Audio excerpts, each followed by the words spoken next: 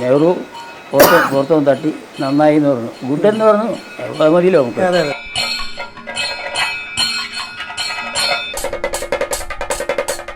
കലയ്ക്ക് രാഷ്ട്രീയമില്ല, കലയ്ക്ക് ജാതിയില്ല, മതമില്ല.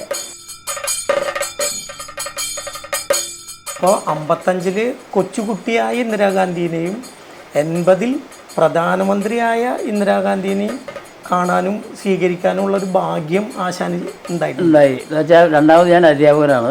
ആ, ആദ്യം വിദ്യാർത്ഥിയായിരുന്നു. ആ.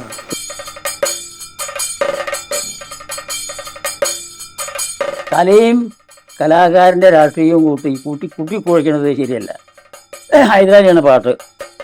അവിടെ ചെന്നപ്പോൾ ആളുകൾ പറഞ്ഞു മറ്റേ അമ്പലത്തിൻ്റെ ഉള്ളിലേക്ക് കിടക്കാൻ പാടില്ല.